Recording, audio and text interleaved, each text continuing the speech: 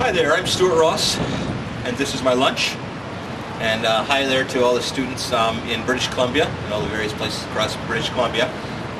So this is a bunch of readings I'm doing for something called Poetry Rocks. And it's some incredible technological thing that's going to happen in a few days that I'm involved in. And I don't really understand it, but I enjoy it. Letter for Saturday, January the 1st, 2005. Dear pant legs, I slip my legs into you. Dear necktie, I tie you around my neck.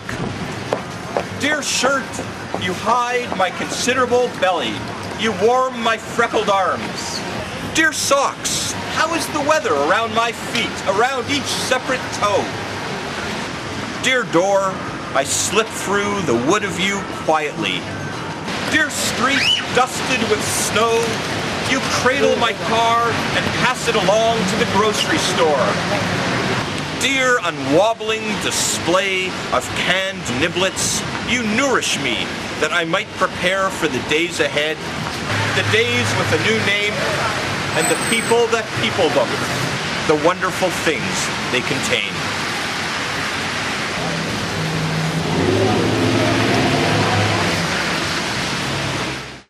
One fine afternoon in New Denver, BC.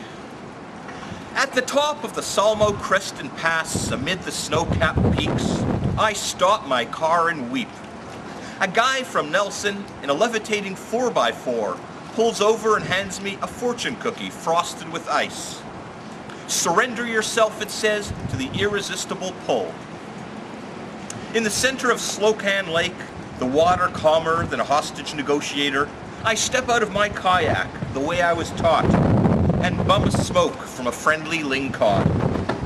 At the hamburger hut in nearby Nakusp, I order a burger with ketchup and I'm served a widescreen TV depicting the funeral of George W. Bush. I ask for a side of onion rings.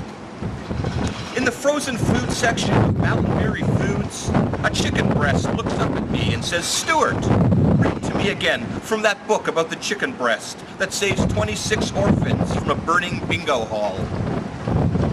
At the corner table of Odin's Pub, where every table's a corner table, I am gripped by a tired savior with size 17 shoes, a shaggy blue wig, and a bright red plum for a nose. In the 3-seater outhouse behind my cabin, I conduct poetry workshops for budding spiders. One of them tries to rhyme porridge with door hinge.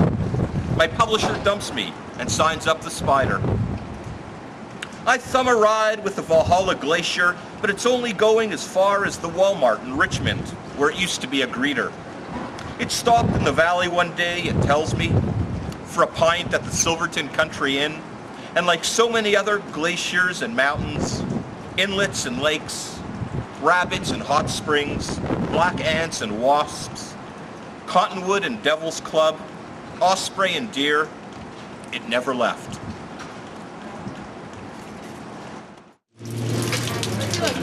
This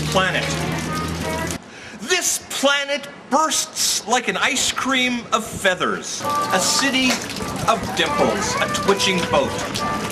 I am nervous, a howling snowstorm, swinging in a hammock of corn husks, sniffing the blowholes of the ragged afternoon.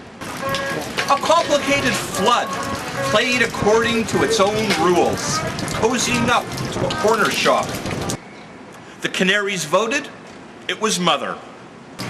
Time wasn't much, spitting sparks at enemy combatants, those whose shoes were untied. Farewell. I erupt in a flourish of banjo strings, sour and phony, but happy too. This day that's lightning, this hospital fatigue. The echoing tendrils of salesmen walk by, dipping their pianos in honey. Then, little shreds of sky ruined everything.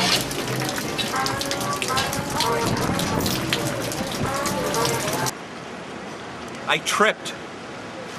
I tripped over the bike.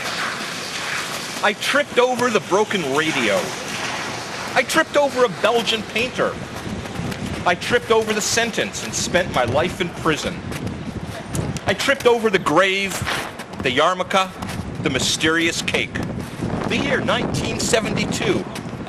I tripped over my shoelaces just to teach them a lesson. I tripped over Jean-Paul Sartre.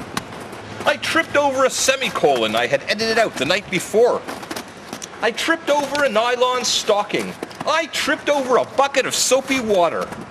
I tripped over a shattered skull, an intense thought, a toy truck left in my path by a chain-smoking oncologist.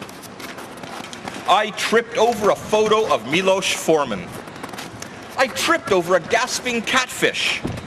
I tripped over chickpeas, algebra, a rubber snake, over a historical fact that set off a chain of revisionism. I tripped over an impure intention. I tripped over my father's comb, or maybe just one of the hairs poking out of it. I tripped over the sagging rainbow.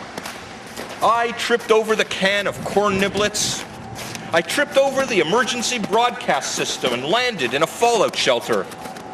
I tripped over the blade of an electric fan, over Judaism, over a bag of chips, over a fountain filled with pennies at Yorkdale Mall. I tripped over a doorbell, a book by Walter Farley, a burning candle. I tripped over my pants while wearing yours.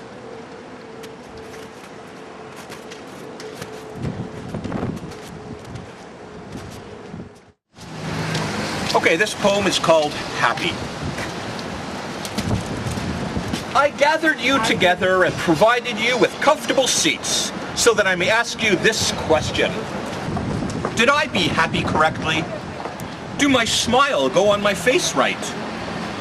In the slots on the backs of the seats in front of you, you should find plenty of paper and some pencils, and I ask you to take your time in answering. Did my dog like the way I walked him? And people in general liking me? Is my niceness genuine in my voice? Am I enjoying life as you had instructed? Please write your answers neatly and hand them to my assistant on your way out the door. And with the last person, please tell the next group I am ready for them.